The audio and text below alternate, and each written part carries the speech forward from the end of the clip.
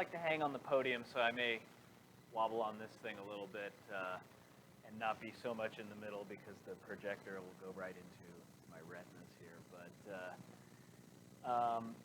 I'm excited to do this workshop with you all because I actually don't see anybody out there who's taken any of my classes. And the topic that we're discussing today is something that I tend to cover pretty heavily in most of the classes that I teach. And I really enjoy talking about this particular topic because I think it's something that outside in the real world, when you're just living life, you can kind of be analyzing this in the ways that you see it roll out for other companies and individual products and ways that companies market to you. And having this type of perspective on this topic is one of the main things that really differentiates entrepreneurs from everybody else, right? It's one of the things that we think about constantly when we're trying to develop value in products and services or offerings of any kind through our ventures. And most of the other people out there in the world who aren't trying to develop that value, they receive the value. So, they just tend to not think about it that much. So it's a really intriguing topic because it's always there, always present, but it's not something that you oftentimes will sit down and really analyze and think about unless you're in the setting of entrepreneurship. And that topic is making market-driven decisions, right? The idea is that as an entrepreneur, you are hitting the nail on the head when your decision-making process is being guided by the target market that you want to appeal to, right?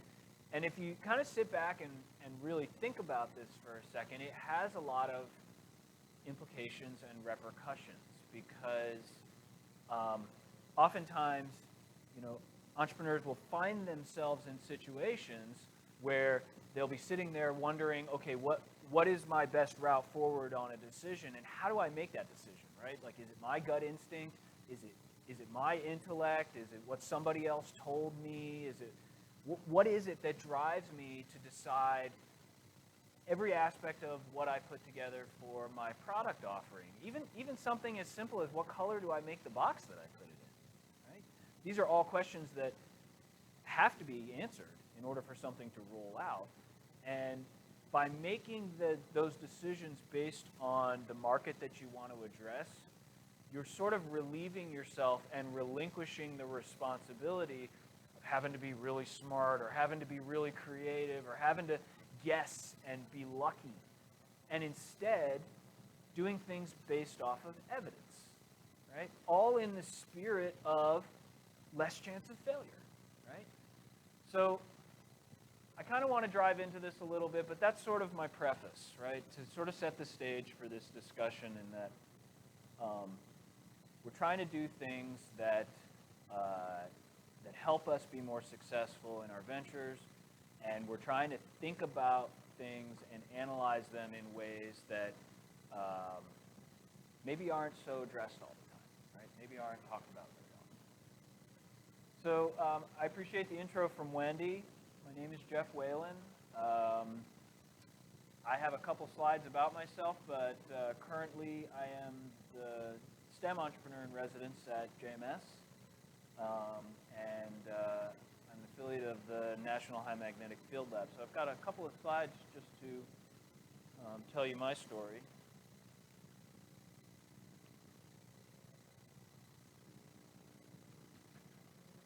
So who am I? I like to think of myself as sort of a hybrid, right? I'm a scientist entrepreneur.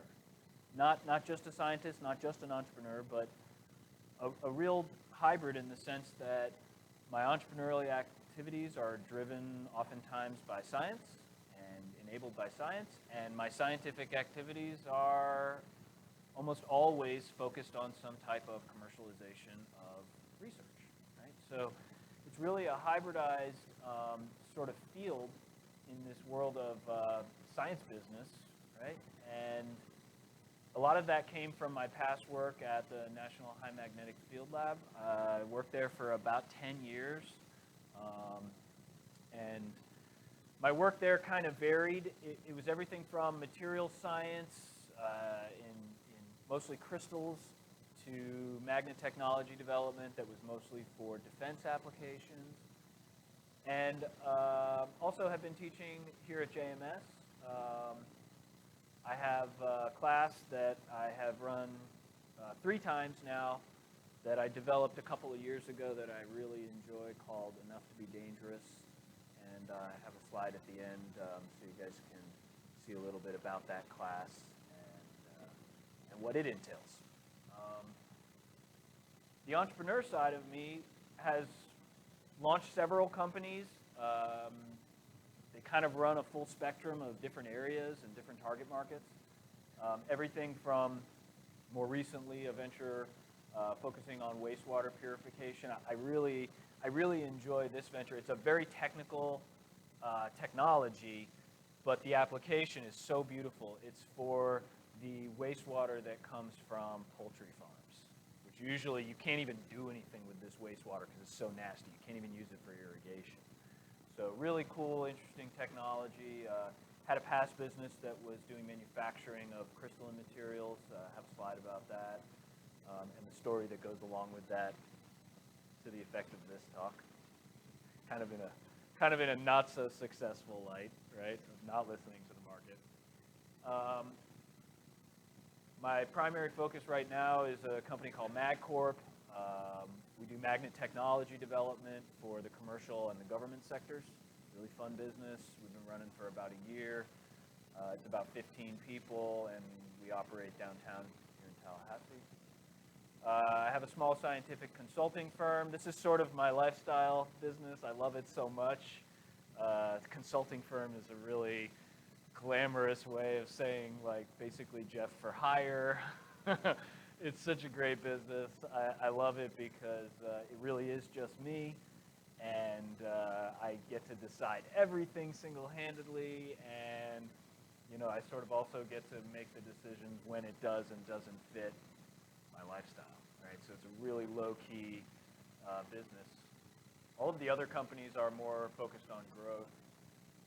In the past, I had a company that did automatic image analysis algorithms.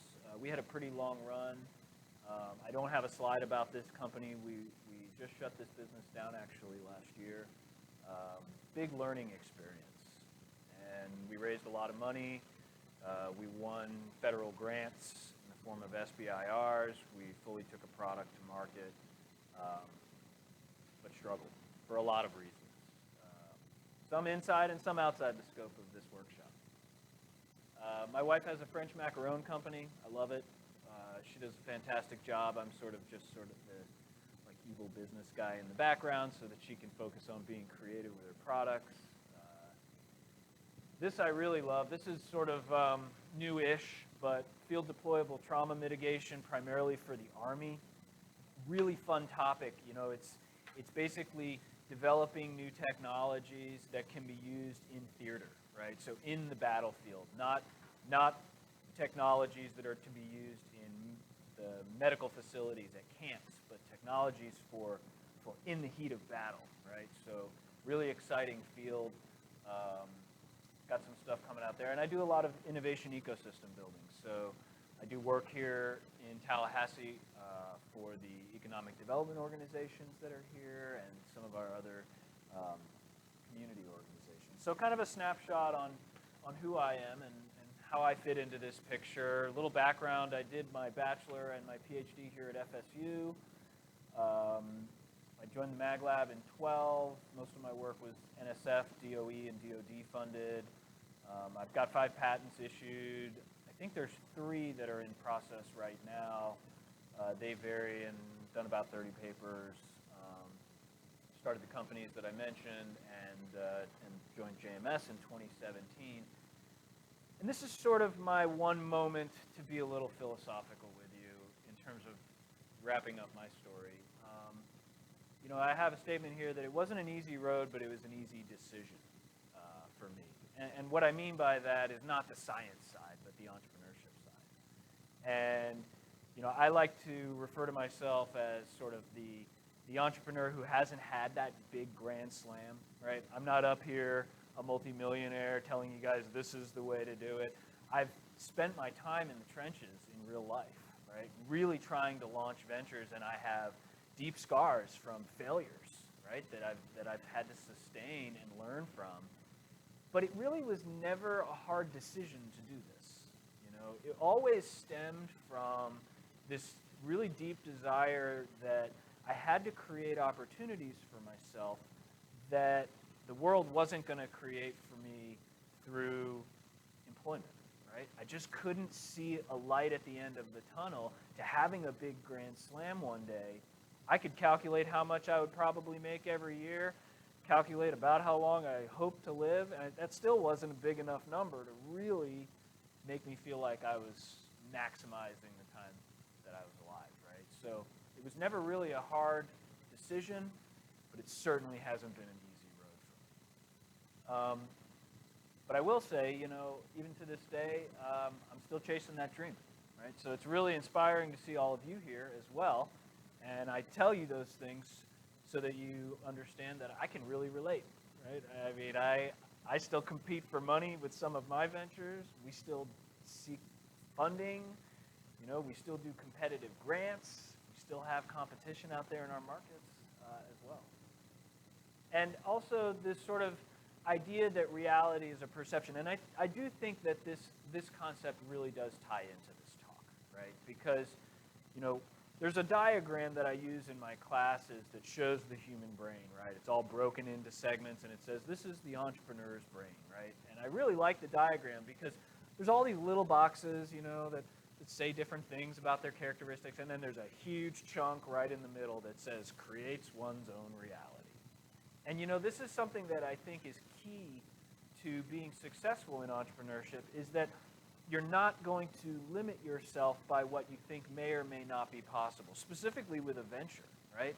And oftentimes, taking the time to realize and be cognizant of the fact that barriers that you may say, that could never happen, or that's probably not going to happen or not possible, are more often than not barriers that you put up for yourself so that you feel good. Like you know what's possible and you know what can happen. And in reality, freeing yourself from those perceptions is what can enable the opportunities for success, right? And one of those perceptions that goes along with that is this decision-making process, right?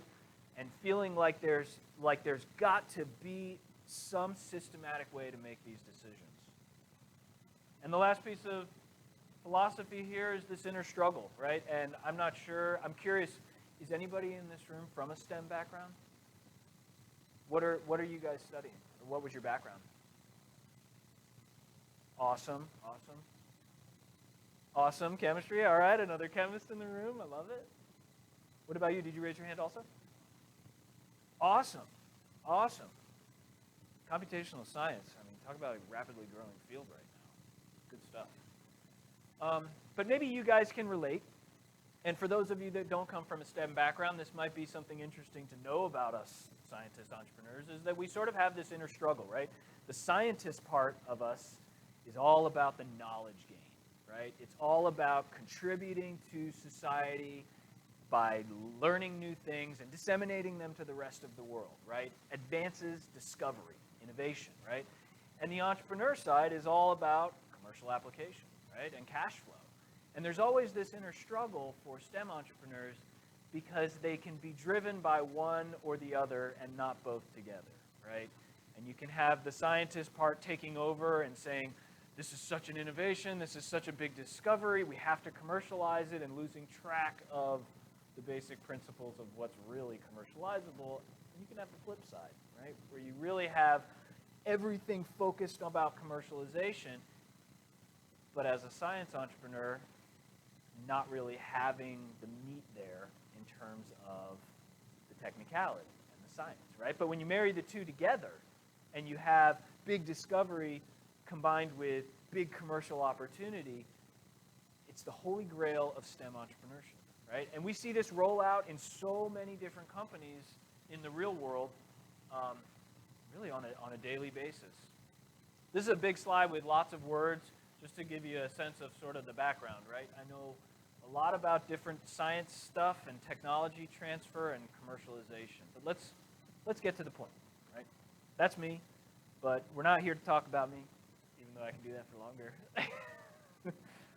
We're here to talk about the goal, and the goal is to go into the details of identifying gaps and problems, opportunities, in existing and new markets by acting upon customer feedback, right? So the little cartoon diagram here is Mickey Mouse, and he's being levitated by ecstasy towards the pancakes or cake or whatever that is in the window. And I like this figure because I feel like this is sort of the mentality that can guide you to the cake, right? It can guide you to the win, in that he's not focused on anything else around him. He doesn't even have his eyes open, and he's literally following this one sensory path towards what he wants. And the idea of this talk is that that path is always driven by what the market tells you. Right? It's always dictated by what the market wants. I mean, if you really think about it, the only people that matter when you're trying to develop value in what your company's going to offer are the people that are going to buy it. Right? Everybody else is just giving you their opinion. Everybody else is just telling you how they feel. But at the end of the day, your measured success or failure is only going to depend on the people that buy from you. Right? So sort of doing the Mickey Mouse thing and closing your eyes and locking everything out to only follow what your market is telling you is the concept that we're going to talk about today. All right, enough Mickey Mouse. All right, some basic groundwork, some basic foundations here. And many of you may have hit on these topics in entrepreneurship classes that you've already taken. But value is everything that drives customer decisions to buy. Right? Value is everything for a customer when they decide if they're going to buy something or if they're not going to buy something. Right? So they're not thinking necessarily, that customer, when they're in that moment and they're looking at something with the opportunity to buy or not buy it, they're not necessarily thinking about, what value does this bring to me? It's more of an instinctual thing, right? If I see something that I really like, I just know that I like it. I don't care necessarily about, it meets this value for me and I like this part about it. I don't usually go into that much analysis as a buyer. I'm more so just kind of, does it fit what I wanted, and it's something that I've wanted and would have seen value in anytime you showed it to me, right? Didn't matter that it was today or yesterday or show to me in a week, right? So it's everything that creates that pivotal moment when a customer decides to buy or not buy. And the value comes from pain being stopped, right? So this value-pain relationship is deep stuff, right? Pain is an interesting concept because it comes from so many places, and it can lead to a lot of opportunities, but it's kind of hard sometimes to define pain. And it's even harder sometimes to realize because maybe of the nature of the normal use of the word pain, that everybody has pain. Even ourselves as entrepreneurs always have some form of pain. We're not necessarily in tune with that as pain all the time. We don't always necessarily identify it as pain in the normal sense of the word. But in the sense of the word being that pain creates value for me, everybody has pain, right? I mean, if you think about it, I can always state value as its source of pain, right? If it's valuable to me that Amazon can ship me something overnight, my pain is deriving from the fact that I can't get things quick enough, right? I want to buy something, but I can't get it quick enough, right? If the value to me is that, I really love this high-quality food that I bought at a restaurant, right? The pain that I might be having is that I don't feel like any of the other restaurants are matching up, right? And I want something better and it's not there. There's that value because I had the pain and it was what I was looking for, right? So when it comes to listening to markets and trying to make decisions based on of feedback from markets, it's all about the pain, right? And in turn, the value. But as entrepreneurs, the pain is what's most important to us in terms of making decisions, right? We can let customers articulate value in their own ways, right? We can try to articulate values, but pain is different, right? Pain is something that we can be very specific about, and we can generalize it across different archetypes within a market, and it's all that same kind of pain, even though they may be getting a little bit different value from solving that pain, right? And then, we've got this other basic concept of wealth creation versus wealth transfer, right? Both of these types of solutions to pain can solve problems. And, I think sort of the best way to get a sense of, how these two types of companies exist out there in the real world are mainly that we have two different types of businesses that generally exist, right? On the first slide, I was talking about my wife's macaron company being a lifestyle business, right? And my consulting firm being a lifestyle business. These aren't really creating wealth, more so transferring it, right? Whereas growth companies, where you see entrepreneurs taking investment or trying to grow their businesses very rapidly or taking bigger risks, are more often involved with creating new wealth where it didn't already actually exist.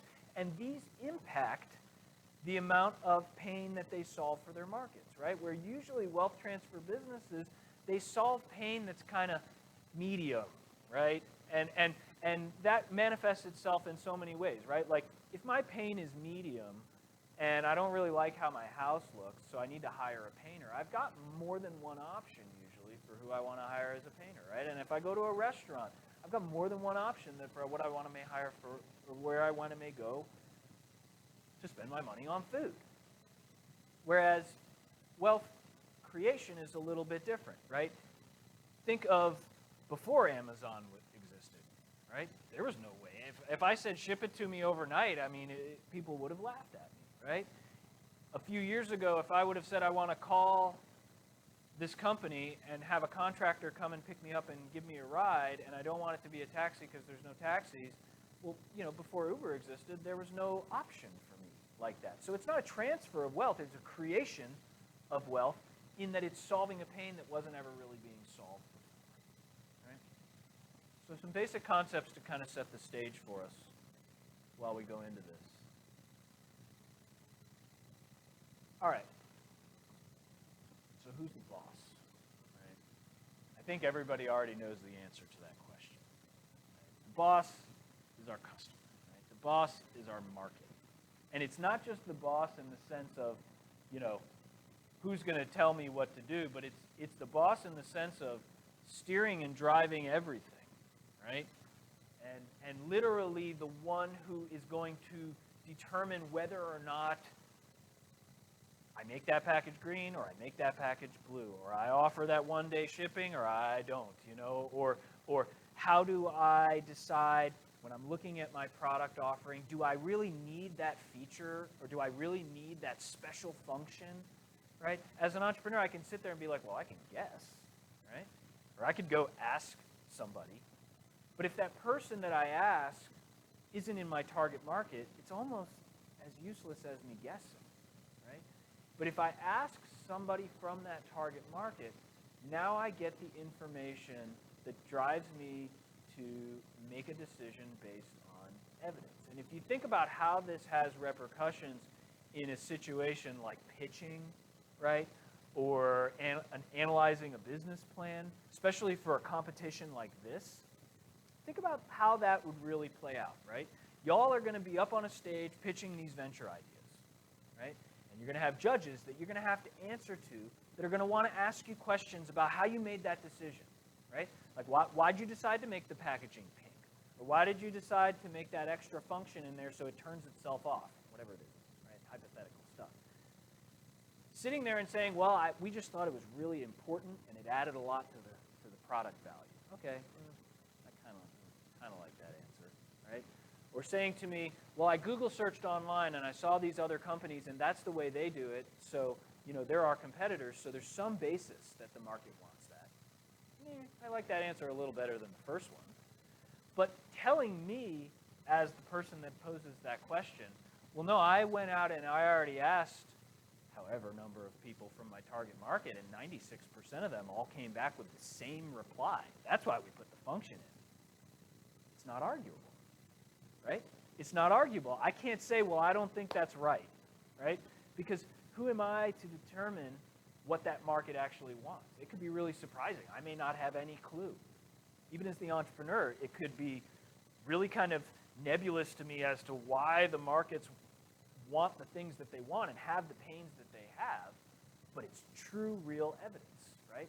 So it takes away the discussions and the potential arguments and defenses that would normally be required if I didn't have that evidence, right? It's almost like bringing your entrepreneurship into a legal setting, where you're like, I base this conclusion directly off of this evidence. It is matter of fact. It is not an opinion, right?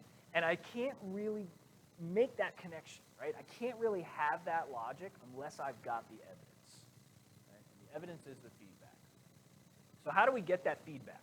How do we interact with the boss so that we can get the pieces of information that we need to make the decisions that we want to make, right? We don't want to just sort of like wing it and ask one person and not have a plan for this. It should be a focused effort so that I'm not wasting my time and so that I'm maximizing what I'm getting as feedback when I'm going to be using my time to try to go out and gather this. And this isn't something that is always super simple, and it's certainly something that is worth getting out of the way early on, right? You're running the risks of creating something that nobody wants or marginally want unless you take the time to gather this feedback on the earlier side, right? When you're in the formulation process, when you're in the ideation process and you're thinking and you're creating, that's the time to get the feedback, right? To let it steer you. So I mentioned it's not always easy, right? What's a couple of pitfalls that come along with this whole approach, right? And this mentality. Well, one of those is the goal of furthering knowledge, right? This goes back to the science business aspect, and I know not all of you in this room may have something that's got technology or science or engineering or mathematics heavy innovation related to it, but I wouldn't be surprised if several of you do, right? We don't want to further the knowledge, we want to sell, right? It doesn't matter if it furthers the knowledge, I don't care.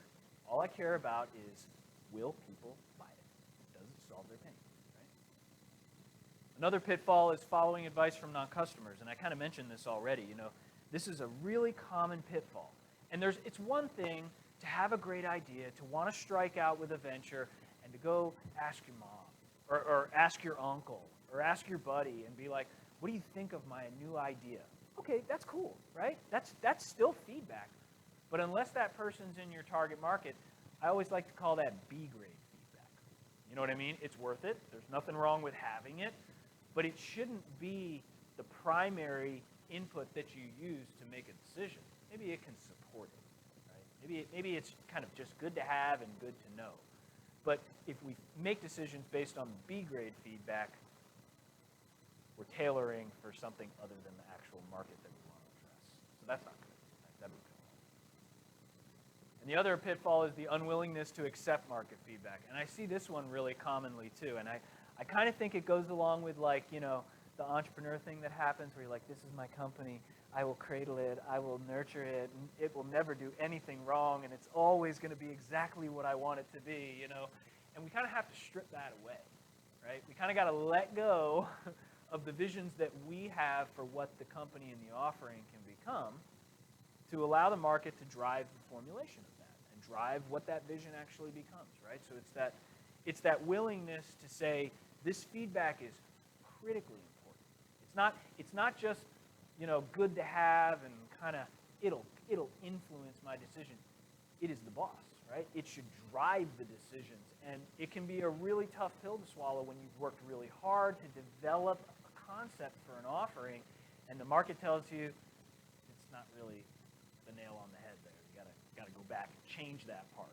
And inevitably, it's often the part that took you the most amount of effort to integrate, right? So again, go back to sort of the value of doing this on the early side in your ventures. And for the, for you all, creating these ventures and about to go into this competition, this is a perfect time to do it, right? Think of the value of having real market feedback in your business plans and your pitches. It creates opportunities to gather this feedback as well. It's not all bad. It's not all hard to do, right? Negative feedback is an open door to discovering problems, right? It gives us the chance to ask the customers what they would want to have in a perfect world, right? We don't want customers to just give us feedback on, here, look, this is my thing, right? Do you like it or do you not like it? The better question is, here's my thing, like, is it absolutely perfect? No, why? Right? Like, what's missing that would make this thing the ultimate dagger to killing your pain? Right? How can I get all the way to the heart of the pain that you have and solve it so that the world is perfect? That's the big opportunity. Right? The customer may not know, and shoot, they shouldn't know, right? How hard or easy it is for you to achieve their dream of the perfect world. But you as the entrepreneur need that information. You can make that decision. If they tell you something that they want, and you can go back and with your development team say, there's no way we could ever do that. Well, that's worth considering, right? But they may tell you something that they perceive is really hard to do, and it's all part of this perfect world vision, and you go back to the dev team and be like, we can snap a finger and make that happen for them, right? So it gives you that opportunity to decide how hard or easy something can implement, but you can only get that insight when you understand from the customers what they would want in that perfect. Right? Another opportunity is aggregating the customer feedback. Right? So we don't want just like one person to tell us what they think. We want to spread this around, right? It would be bad if our target markets only contained one entity. Right? We want them to have lots of entities. So the opportunity is there to ask a lot, right? And to ask different questions. Right? And to aggregate that feedback so that I can understand, what's the statistical probability that if I poll 100 people with some questions that they're all going to say the same thing? It's pretty low, right? Probably going to get some variety of answers. But when I aggregate the feedback, it's very meaningful if one of my answers is prevalent across all the rest, right? Like I may have 5 choices, and if one of those choices is constantly getting picked, and the other 4, a couple of them, here and there pick that choice, I kind of have my answer right there, right? But if I take the risk of only asking 3 people, well, what if I chose 2 of them that were choosing the weird answers, right? And then the one chooses the answer that everybody else would have chosen. I don't really get the insight there as to which one's the most prevalent answer that I would have gotten from the market. So aggregating that data that I get from the market is very powerful. And the other opportunity is that it de-risks this for us, right? I kind of mentioned this already. It's a way of approaching value development where, yes, I'm taking away the liability as the entrepreneur for, being the one who came up with it, right? But I'm also de-risking the venture and creating a better possibility for success. This is a Jeff Whalen made-up quote. Seemingly good ideas are only validated by market demand. Otherwise, they just sound like a good idea to you. Right? And that's a hard pill to swallow sometimes, right? Because we as entrepreneurs feel like we should be able to know when there's a good idea or a bad idea, right? I mean, it's really common. You get an entrepreneur, they'll go talk to their mentor, and the thing that they say is, do you think this is a good idea? Right? That mentor shouldn't answer that question unless he's part of that market that would buy from it, right? The only way for the entrepreneur to answer the question of, is this a good idea, is to get that answer from the market. All right. Those are the principles, right? That's the basic concept. That's the idea that we're getting at here. I want to kind of switch gears and stop speaking so broadly about this topic, and instead, let's drill down on what does this actually look like, right? Like, how do you actually put a plan together to gather this type of feedback and then make some type of decision based on it, right? We don't want to just sort of flail into it. We want to have a plan so it's efficient, right? So how do we coax out this truth? How do we get it out of our market? How do we even start, right? The very first step is assessing that market and gathering that feedback after you have an idea. At this point, it doesn't really mean that you have a product, right? You just have an idea. Maybe that idea isn't even for an offering. Maybe that idea is just an idea that pain may exist in that market, right? But it's okay if you do have one at this point. Nobody likes emails from people they don't know. Face-to-face is best, but the phone is better than email, right? This is just sort of one of those rules of engagement, right? If I'm going out and gathering feedback, I really don't want to do it in a way that it seems like it's coming from MailChimp, like a survey, right? That's good for gathering feedback on how well value was delivered, right? But if I'm trying to start a venture, I really need more of an opportunity. I need to put myself out into the field so that I can experience the market's reactions when I'm gathering this feedback, right? Because as the founder, right, and as the entrepreneur starting this vision, I'm kind of the only one that can steer the ship at that really high level, right? So I need to have that maximum contact with the market when I'm gathering the feedback, because if I send somebody else to gather that feedback, they don't have that vision for the entire company, right? So they're going to come back and give me a cut and dry report, and they're going to leave out something as simple as, oh, you know, the body language wasn't too strong on this point, it was very strong on another point. You as the entrepreneur would have picked up on that and said, it's this point that's most important, right? So it's really important that you're the one that's actually gathering the feedback, and you're doing it in a way where you're getting the most amount of contact possible. Watching the clock to make sure. All right. Another trick here for coaxing out the truth is making analogies to other solutions in different markets to help your customers see your point, right? A lot of us are developing offerings that are new, and people haven't seen them before. So how do we explain to somebody, you really do have this pain even though you don't know you have it, right? How do we explain it? Analogies are a really useful tool, right? I'm mentoring a student right now that's developing a venture that's based around a model that's somewhat similar to how Uber operates, right? And I've told him many times when he's gathering his feedback, tell him it's like Uber for this application, right? And it's been a very useful tool for him to get a point so that when he's talking to people, he doesn't have to go into an entire pitch. This is how my company works. This is the mechanism. He can just be like, it's Uber, but for this. And they're like, oh, I get it. Okay, cool. Now go on, right? And it's a very powerful way for you to get across an abstract idea. All you have to do as the entrepreneur is kind of sit there and think, what's a good analogy for what I'm trying to develop, right? It's usually not too hard to come up with something. Asking why over and over, right? So when I come in, I want to be focused on answering the why. I don't want to be focused on answering what that pain is or how it should be solved or when it should be solved. I want to focus on why do you have that pain? Why do you want that pain gone, right? Really looking at it from understanding their purpose for wanting the solution so that you can make it a perfect fit, right? If I understand what pain is, I can fix that part of the pain. But if I understand why the pain is occurring, I can kill it at the bud. You know what I mean? I can eliminate the pain in its entirety if I understand why it's painful. Right? Another point here to coaxing out the truth in the beginning is don't disagree on everything. Note everything. Digest it after the interaction. Right? You want to act like a sponge when you're gathering this feedback. Bad feedback is important, right? And you want it. So absorb everything. Asking why is usually the best response. Disagreeing is almost going to shut people down and make them not want to give you feedback. And I'll take a moment to say, you know, you guys are in a very interesting position, right? For me, when I'm starting up a new venture and I've got to go gather feedback, I kind of have to just pitch over and over and over again to the people that I want to talk to see what their reaction is, to see if they get value out of it, right?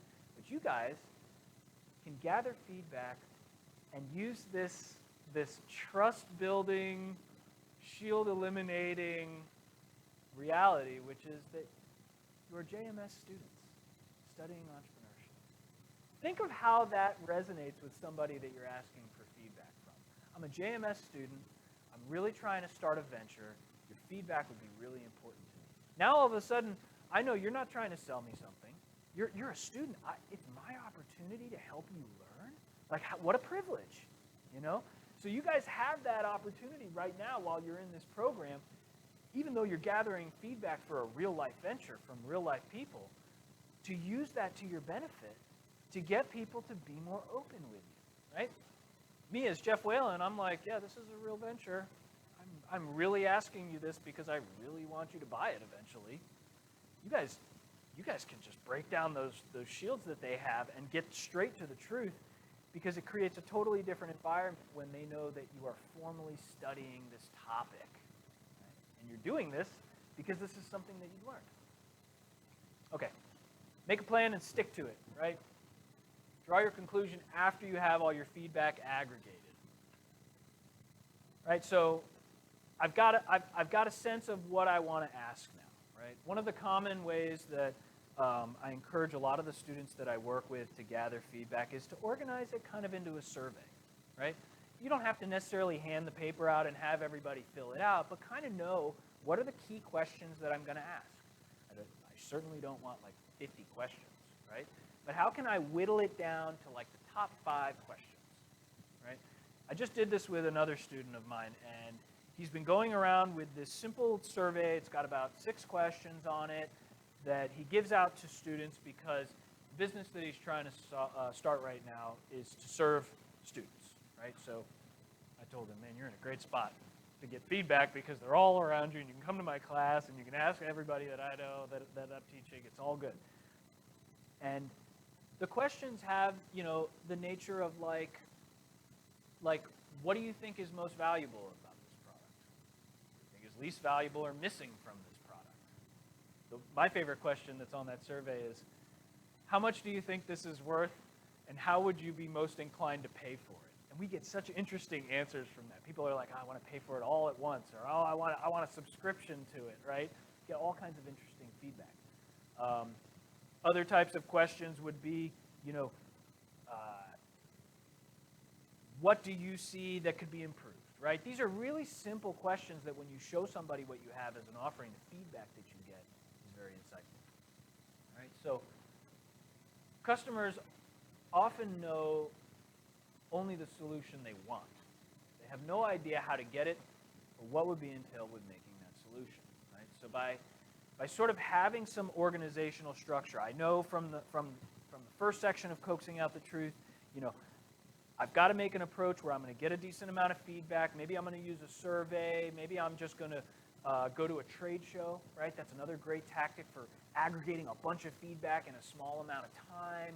What am I going to do? But I've made some kind of plan for how I'm at least going to get that feedback. And now the moment has come when I'm going to go out and actually try to get it, right? I'm going to try to gather it up. This is one of the most important times for me to listen and really be patient, right? I can tell you from plenty of trade shows gathering feedback, that's really hard to do. You get worn out, you're on like the 30th person that you've talked to, you start to feel like you've pitched this over and over again, they should already know this, you know, but it's actually a new face that hasn't even interacted with you yet, right? So just trying to be patient and pace yourself, right? We don't need to get it all in one day.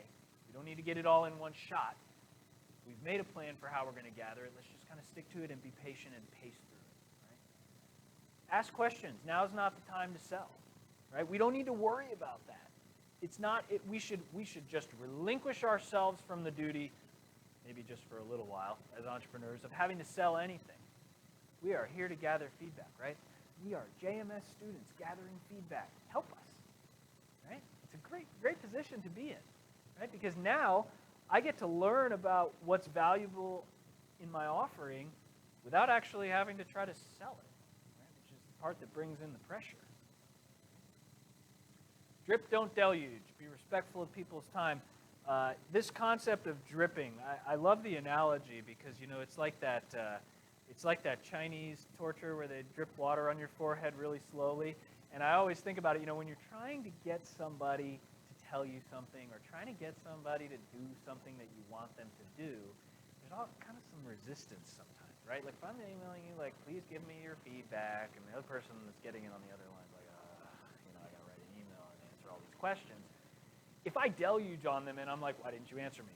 I emailed you yesterday. Could you please respond, right? I am just like waterfalling on these But if I'm taking the approach of Chinese water torture, it's kind of like after a while, they're like, oh my gosh, just answer that person. You know what I mean? And it also conveys to them that you respect their time, right? You understand that it's not their job in life to give you feedback, so you're not going to hound them for this feedback, but you're also not going to give up until you get something, right? What's a good drip rate? Not for real Chinese water torture, but for this. I don't know. What do you guys think? Like once a week? I don't feel like I'm being super bothered if you email me like once a week or call me or try to make contact with me about once a week.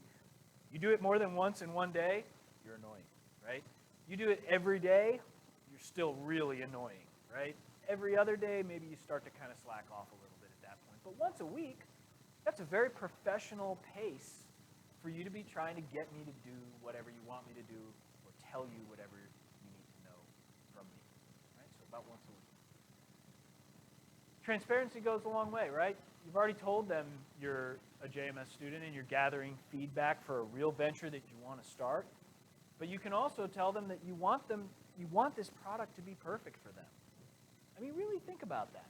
Most entrepreneurs don't oftentimes say that to their customers, right? I want it to be the perfect solution for you, right? We kind of oftentimes get caught in this trap of like, we can come up with the perfect solution. Like, I don't need to hear it from you, but really the most valuable thing is to make them understand that the driver and the reason that you're asking them these questions, the reason that you want the feedback is because you want a perfect solution. You want exactly what they're looking for to be what you offer them. Right? And understanding who you're talking to, right? Keeping this in mind when you're getting feedback. Not just are you my target market or are you not, but where do you lie in my target market in that decision-making chain? Right? Like if I'm trying to develop something for somebody that would be working at another company and would be the one actually using it, right? So like maybe I'm making some enterprise software, right? And I really want to sell it to this other business. And I'm talking to the people that would be using my enterprise software, right? That's one form of feedback, but it's a very different form of feedback than if I'm talking to my target company customer and I'm talking to the person who's going to be writing the check, right? They're not going to ever even touch that enterprise software. So they don't care about the same things that the user cares about. So if I start to understand, like, am I talking to an influencer in this decision-making process to buy or not buy? Am I talking to a gatekeeper, a decision maker, a payer, or a user? It allows me to get even a deeper insight into the feedback that I'm getting because I can understand how this will equate to rolling out those value propositions in my offering at the right stages, right? So like an influencer, you know, I really want to keep in mind that this is the person who's going to influence that decision to buy or not buy. Talking to this person about functions and features or topics that would relate to users or topics that would relate to payers isn't as valuable as talking to this person about positive outcomes, right? Or end results, right? Because we want this person to be influencing the rest of the chain in a really nice, big, broad way. Likewise, if I'm talking to the decision maker, right, the guy or gal who's going to ultimately say whether or not they do this, I don't so much want to necessarily be talking, like for the case of enterprise software, about how easy it is to use, but maybe more so about how productive it can be to their workforce, right? Those are the topics that I can really start to key in on if I kind of understand who am I talking to within that target market. And your product is important to your customer in this order. I told you I'm a scientist, so I love my quantitative carrots. Why, how, what, right? What you do to solve my pain and what that value is kind of important. How you solve the value, maybe that's a little more important, but why you solve my pain and why it has value is paramount, right? It's everything to me in terms of importance. All right, so we made a plan. Right? We know how we want to collect this feedback. In stage one, we picked an embodiment, like a survey or a phone call campaign or something that we've decided we're going to do. We've also now developed a strategy for interpreting the feedback that we're going to get, and we know how many people we want to ask as a target, and we've developed some questions that we feel we've articulated in the ways that the feedback we get is going to be most useful to us. Now, how can we start to get a flavor for, like, what can we ask about, right? Like, what topics are useful to us when we're developing value to key in on when we're getting this feedback? All right, so we'll start with the what's, right? You know, what do those target market customers think about the best perceived value proposition, right? So in the example I gave, you know, that question of what do you see as best about what I'm offering? Great insights, right? What's the biggest drawback, right? That's the other side of the coin, right? What do you see as the worst part about this offering that I'm telling you about? Do other people like them also see value? So do you think the other person in your target market would see value like you do, right? Do you think other people would also like this? Does it solve other pain? What other pains does it solve? Think of how deep that question can be, right? I could be marketing my product completely wrong because I feel like it's solving that pain when in reality the customer's super excited about it because it's solving this other pain. And I've been driving my marketing fully off of what I thought was really painful. So asking what other pains could this solve for you is a really valuable question to understand if you've sort of really keyed in on the key concepts. Right? So how now? Right? Some examples of how questions, right? How would they like to have it marketed and sold to them? I love these types of questions, right? Would you be most inclined to buy this if you heard a TV commercial? Or would you be way more inclined to buy this if you got it as a promotional material at a trade show or some type of event, right? Would you prefer that this be sold to you online so that you just receive it wherever you want? Or would it be way better if this was a brick and mortar that you could just drive to and get what you need right there, right? Or would this be better if, rather than setting up a centralized location, if we had hubs located in different locations, right?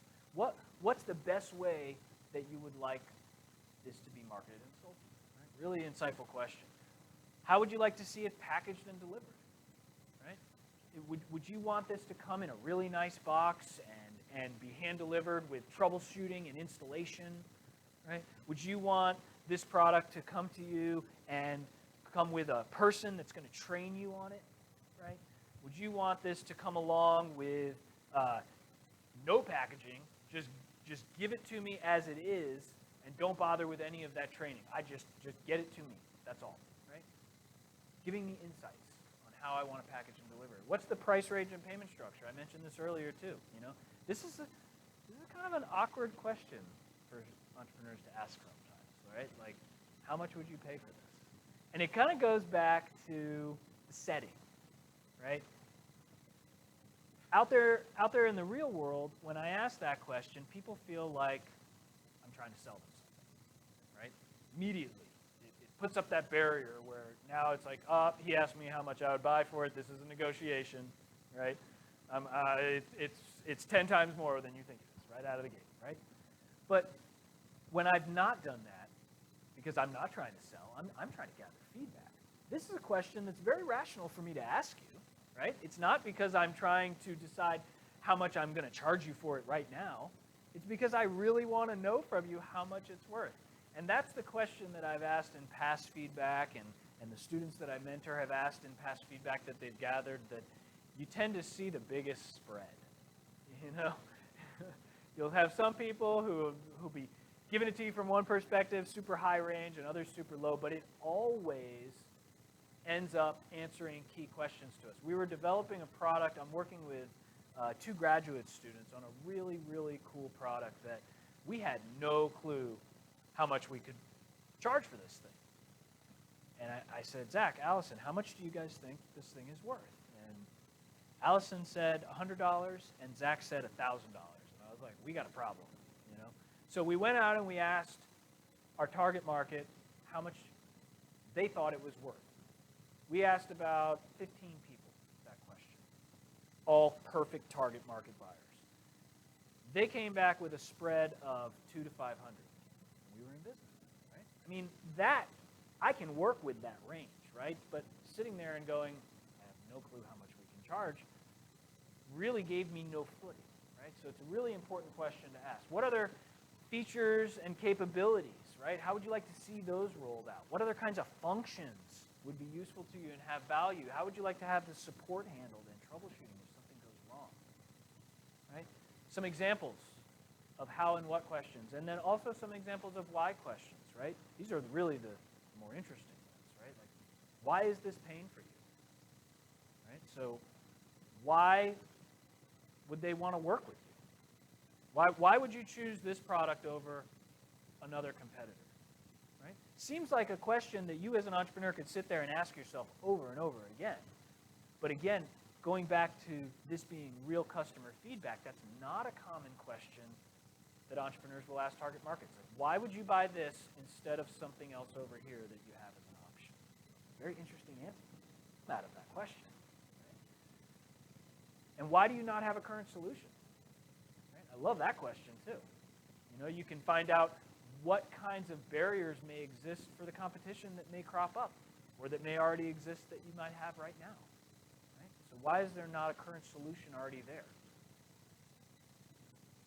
Okay, great. Some examples of questions. I like this quote a lot. Not mine, but you know, I've gathered all this feedback, right? I've executed. Right? I did stage 1, stage 2, stage 3. Got all my aggregated data. I've already kind of glanced at it, and I know what's in there. I've made some changes to my offering based on all that feedback that came out. I went back out. I got more feedback. But when does that cycle finally end? Right? Like, does that it can't just go on forever. At some point, I've got to say, I'm committed now. These are the features. This is the box. This is the way we're selling it, and it costs this much. Right? I got to hit a point where I'm done with feedback. And this was a concept that I really struggled with early on as an entrepreneur because I didn't think that it really happened. Right? And I really like Steve's quote for describing the reaction. He says, people should walk up and dump their wallet out on the table to buy what you are selling. If not, you're selling the wrong product. Right? And when I first heard that quote, I was kind of like, well, that's not true. Right? People buy things all the time, and they're not super happy about it. It's not the perfect fit, right? So that doesn't really happen. But then I started to really think about it some more, and I think it wasn't but a few days or weeks later, I was watching TV, and the new iPhone had come out. And I was like, whatever, new iPhone came out, great. But the TV run, the news run, was talking about the 1-mile line of tents that were camped outside of the iPhone, the Apple store, waiting for this new iPhone to come out, right? And I thought to myself, well, wait a minute. That's a lot like dumping your wallet out, right? Now, I mean, that's even worse. Like, not only are these people willing to go in and be like, take all my money, I want the iPhone, they're also willing to spend all the opportunity costs to wait in line in a tent for 48 hours to get the phone? And it really challenged me because I was pretty sure that this didn't happen in real life. And here it was happening right in front of my face. And then I started to analyze other situations where I would see customers already sold before they were even offered the product. And it really points to the fact that that perfect fit has been achieved. So for you as entrepreneurs, you're looking for that to happen. Right? The moment that you don't have to focus most of your energy on selling, but instead focus more of your energy on delivering, on value, you've got it, right? You're there. And it's really, really hard lesson to learn that without that there, it's a risky path forward. Right? And that risk mounts and grows the more you commit to that path forward that you've chosen when you may not have seen that wallet dump happen. Great quote. Very meaningful. Okay, so how do we hash up the perfect plan, right? We've gotten this problem understood. It's all been driven by market feedback. We've aggregated our results. We've waited for that moment, and we feel like we've got it, right? We feel like we've addressed this pain perfectly enough that we're not even having to really try to make this sale anymore. Everybody we talk to in the target market's like, yes, want that, please make, right? We've gotten that reaction finally. So how do we make a plan for executing on this now that we've gotten this basis figured out? So a couple of points that I would like to make. One, team is everything, right? In terms of developing solutions based on market needs, it's a million times more likely that the market's going to state needs that you don't have the entire skill set to deliver on, right? Because if you did, you probably would have identified that need and already worked on it, right? So having a multidisciplinary team is a crucial part of being able to make that plan happen. And expecting overturn on the outset, right? Understanding that for you building that team that's multidisciplinary, it may not always work, but that you are that pillar, right? Again, going back to you have that vision for what this is going to do to solve pain, and understanding that teams can morph, right? And that is an okay thing for it to happen, right? Leveraging your skills, delegating, right? Understanding how important it is to leverage the assets that you have in your team by delegating work to the other people in your team, right? And then how can we also finally just sort of maximize this de-risking, right? We've done everything we can. We got the wallet done. We're super excited to get to that point. We've got lots of feedback, but what are the other things that we can do to just absolutely maximize the de-risking effects, right? Some of the examples are early commitments and support, right? These are awesome. Pushing for the pre-sale if you think it's possible. The students that I was telling you about, the two graduate students, they came back to me a couple of weeks ago and they said, Jeff, we sold 10 units at $400 a piece. I said, that's great, but we don't even have one. We haven't even made the first one.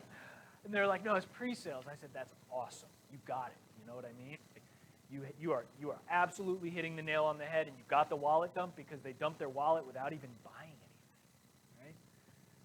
They bought a promise. That makes sense. Early adoption strategies also can de-risk, right? So we can get funding, we can do alpha testing feedback, right? So we can go to our target market and say, look, we made it. It's exactly what you told us that you wanted. Why don't you test it and give us even more feedback now, right? So I can take an MVP or I can take a prototype and I can test it into the market to see if it's actually delivering the value that we took so much time to build into it based off of the feedback. Letters of commitment are great from our customers. Getting feedback from other key players, right? So this is not just now our customers, but we've gotten that A-grade feedback. Now why don't we go get some of the B-grade feedback too? Let's reinforce it. Showing the customers every development stage of the product is a great way to prime up sales before you have your product ready. Right? A lot of entrepreneurs fall into this trap of thinking they've kind of like got to go into the cave, make the perfect product, and like launch it into the world with this wonderful, extravagant event, right? In reality, by showing your customers your development, you're giving them opportunities to continue to give you feedback during development, and you're continuing to show them the value over and over again. You have the opportunity to remind them when this value is going to be available to them. But all, again, under the premise of, we're so grateful for your feedback, not let me sell you this thing right now, because it's not even ready yet. Pilot programs are another great way to gather feedback. So let's not commit to launching everything into the market in one big shot, right? Let's not take that big risk. Let's take a bite-sized risk first. And let's take a subset of that target market, preferably some people that we've got some relationships and trust with already, and let's pilot it with them so that we can make sure the value's all delivered and that everything was right. So a pilot program is another great way that we can maximize that de-risking, and it's also another great way for the purposes of pitch competitions and business plan competitions for me to show real evidence of market need, real evidence of pain. Because the pilot program, failure or success in that, is almost even stronger evidence than the feedback that I gained And it also shows that the venture and the offering that I'm thinking of and putting together, I was able to formulate some minimum viable product from that to do the pilot. Right? The point of the pilot is not that it's the ultimate end game product. The point of the pilot is that it's a minimum viable product that you put out there to see if that value was upheld. Right? And nothing more than that. Okay. I think that should give you a sense for this process, right? This feedback gathering process. And I want you guys to ask questions if you have them, but I also wanted to show you some real life examples. So now is a great time if anything was not clear, or if you have some comments or some questions for me to ask them. And I can also tell you about some of the experiences where this has really been embodied. So, yeah.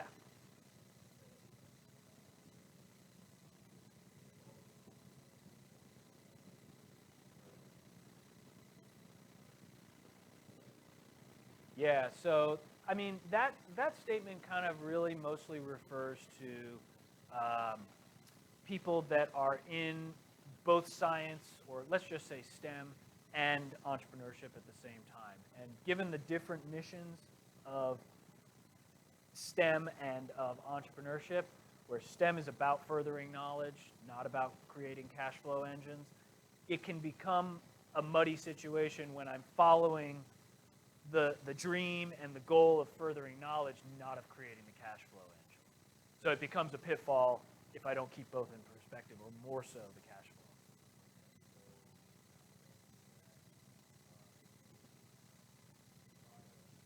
flow. Oh, I see what you mean. No, definitely not saying that.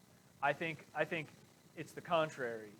The more information you can give the customers, the better the feedback that you get. One of the tactics that I really like to use when I'm trying to gather feedback is, regardless of if it's actually made or possible or not, paint that picture of the perfect world. You know what I mean? Don't even worry about if you think you can actually pull it off at this stage or not, but for gathering feedback, show them everything about how this furthers the solving of their pain in full detail, as you just sort of imagine it, right? Because it creates the most valuable feedback from it. That was a great question. Does anybody else have another question they want to ask? Yeah.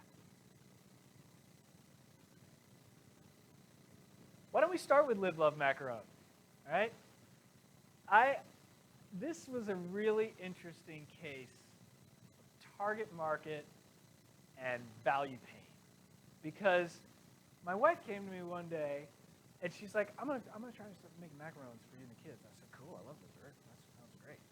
She made some, and then she came to me and she said, I'm gonna start a business with this, and I'm gonna make these. And my first reaction was kind of like, those were really good and tasty, but how do you know there's a business to this? And she told me that she'd actually been selling these things so rapidly that they would sell off of her Facebook page before, they would sell like in minutes, she was saying. And she would post them up online just into her friend network, not even a business page, and they would all sell immediately. So she doesn't even have an actual physical location, right? Everything's getting produced and then sold through online channels. And it's sort of that wallet dump effect. That when she told me that, I was like, whoa, like you don't. She said, I never have any inventory. I'm like, are you kidding me? You bake like every day. You make like 50 to 100 macarons a day, and these things are $2.50 a piece, and you don't have a single one on the shelf. She's like, no, I got so many orders, so busy, And I'm like, whoa, and I was just really blown away. So I put that example up there because, here I am, Jeff, right? The experienced entrepreneur that all about value and pain and market demand. I got it wrong, right? I told my wife flat out, I'm like, I don't know, like people buying macarons, isn't there a lot of other competition? And what about ice cream?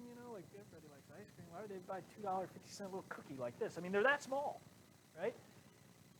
So it goes as an example, sort of, the danger when we're in the entrepreneur seat of kind of like knowing that we got that answer and not letting that market make the decision. Now, it's the opposite. I mean, I bake with her. I'm like trying to get her enough product, and still to this day, we can't even keep anything in the freezer.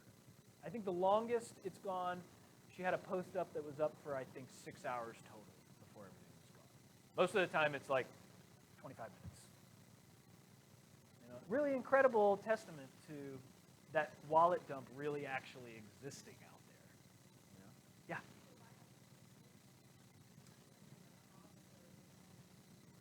It is kind of like that. And, you know, we went and we looked at some shops, and we got home. She said, I don't want to pay that rent. That's a big risk. And she said, think about it. I'm going to have to be at that shop all day, every day.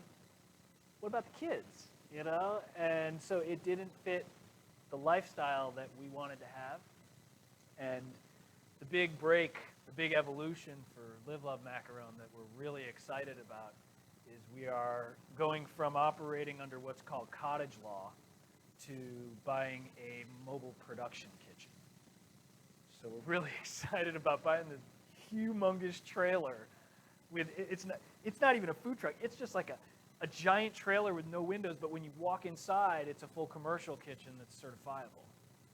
Yeah, so really, you know, I don't know if any of you go to this area of the tailgating for the FSU football games, but there's a company that's been catering there for a really long time called Blue Water Cooking Company, and they've got a gigantic trailer, and they're really good friends of ours, so they've been open to having us buy that trailer from them and giving my wife sort of a leg up, right, in getting going. But even if that doesn't happen, we're just going to buy a bare trailer and start building. Great questions. Any other? Yeah.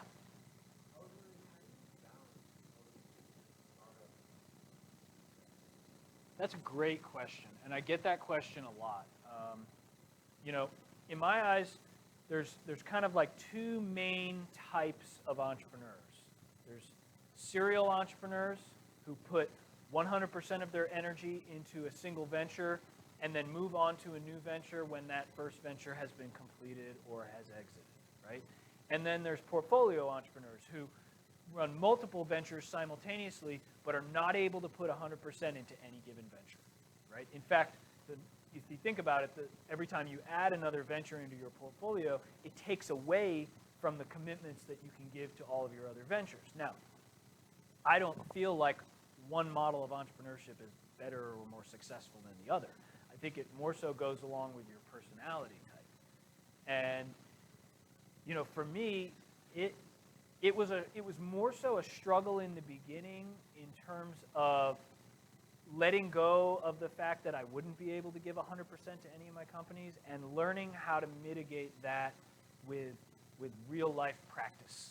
You know, so like one of the hardest lessons to learn that even to this day still is a struggle, although I've gotten a lot better at it, is building teams, right?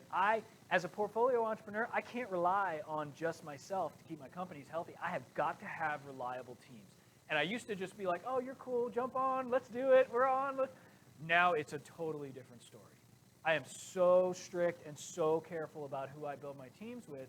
And I also understand the fact that when I'm team building, I'm not always going to get it right out of the gate, you know. And some people are going to leave, and that's okay sometimes. It's actually good sometimes. And then there's certain people that come across that join my teams that I recognize they are crucial, and I cannot let them leave. And there's things I've got to do to make sure I can retain the people on those teams that I need. So, you know, things like even as a young startup, whether or not I get to draw a paycheck out of my company, or if I can offer that one person on my team something like health insurance, I've learned through practice, I've got to take the option that's going to retain the person on my team. So it's tricky to have that portfolio, but at the same time, I feel like it fits my personality because, you know, I'm a scientist. I'm an innovator. You know, I like to have lots of stuff going on at once, and I like to have lots of projects going on at once, and I feel like I would get restless if I was just in one business only, you know? But I don't say that because I think it's a better approach. It's just different. And both sides have their ups and their downs.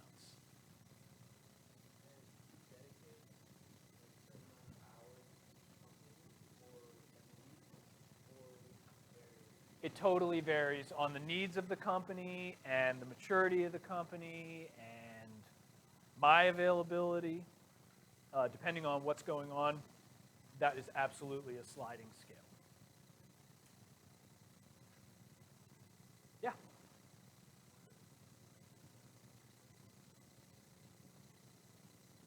What are all the pegs for the stool?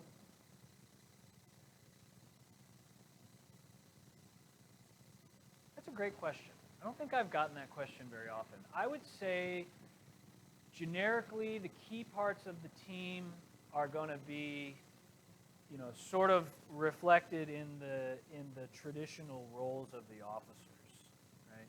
So you've got an executive officer who's sort of the boss, right, that's running the other officers. You've got an operational officer who's running day-to-day and the business on the inside. You've got a financial officer who's obviously a money person, and you've got a technical officer who's in charge of things like developing new features and functions or understanding the key underlying piece of what's making the product work, right, from the technical perspective. So I think those are good representative ones, but even still, one of my companies, because of the nature of the business, it makes sense for us to have a chief legal officer, so we do. Right? So you kind of got to flex depending on what type of business it is, but I think you can look to the generic officer roles as a good starting point for, at the high level, what do you need as a founding team in a broad sense.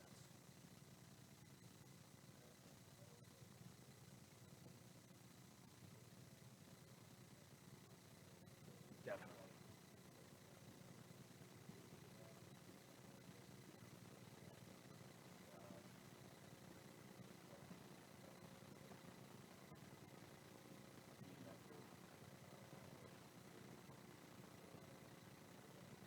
That's a fantastic follow-up point, and I didn't even touch on that, right? Here I am saying I'm the hybridized science entrepreneur. So it goes to your point.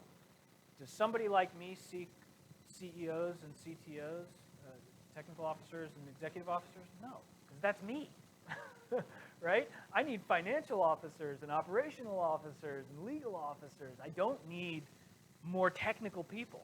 Right? And I don't need more executive level people. So, you know, for those of you that are doing something like computational science, if your venture is going to be in that area, right? If you're going to be doing artificial intelligence, deep machine learning, whatever it may be from computational science, you probably don't need that technical officer if that's your background.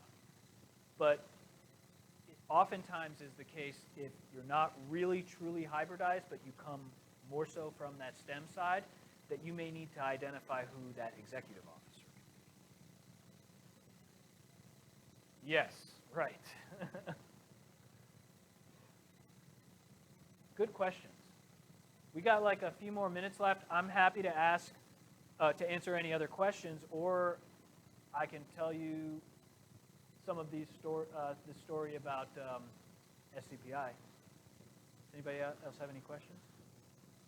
All right, let's take the last couple minutes and I'll tell you a horror story of entrepreneurship. Yeah, go ahead.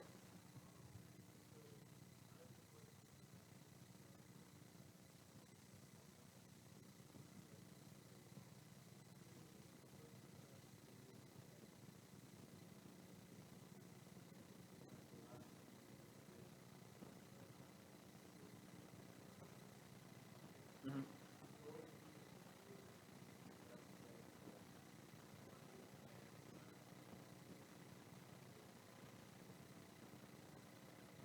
To try to identify the market?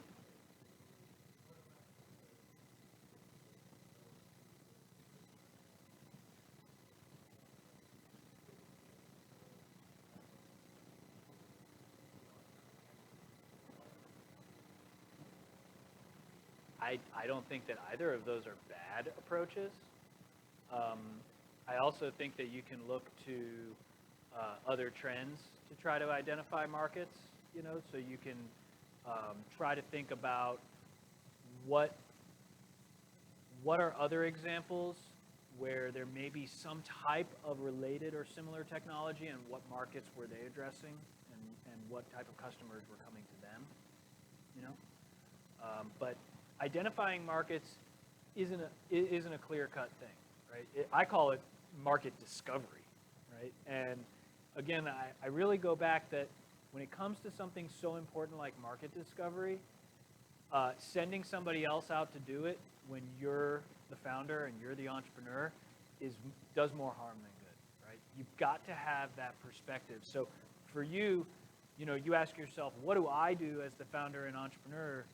That is one of the key things, is discovering that market. Once that market's identified, I can unleash the team on it, right?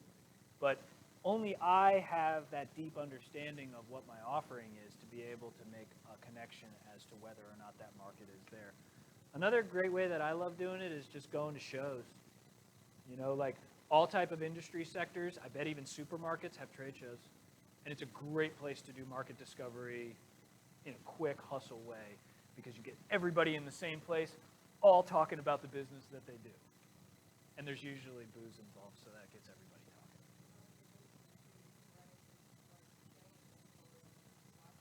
Definitely.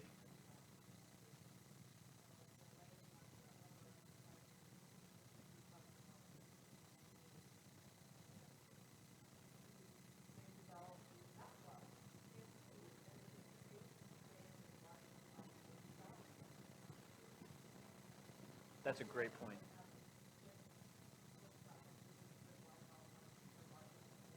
Great.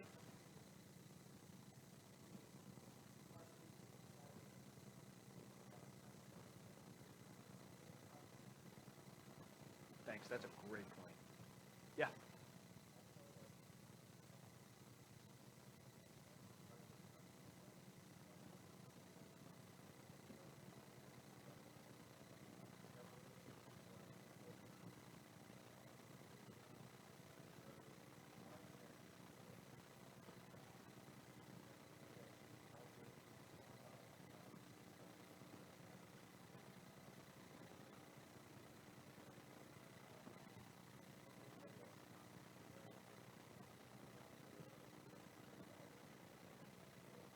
Mm-hmm.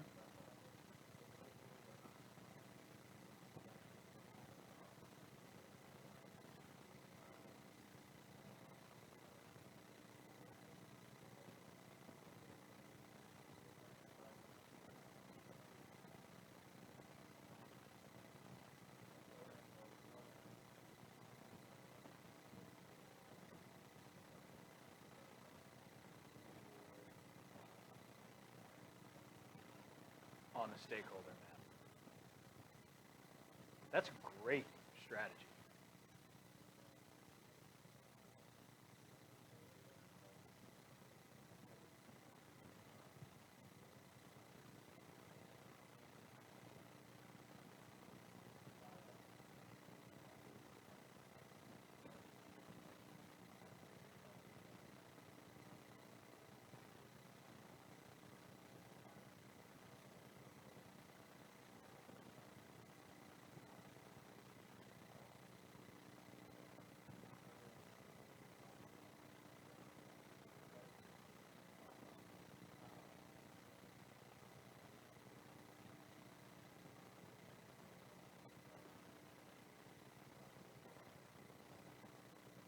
Love it. Love it.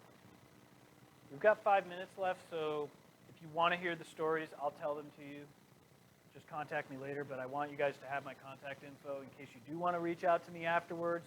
And I also want to let you know that there's lots of opportunities that you can get involved, you can learn more about gathering feedback, you can learn more about these concepts, and I'm so excited that 3 of you come from STEM, because a lot of this stuff has to do with STEM entrepreneurship, but we launch a new program in 2021.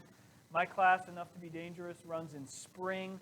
It's a course that has 15 field trips We visit the entire STEM ecosystem in Tallahassee. Really fun class.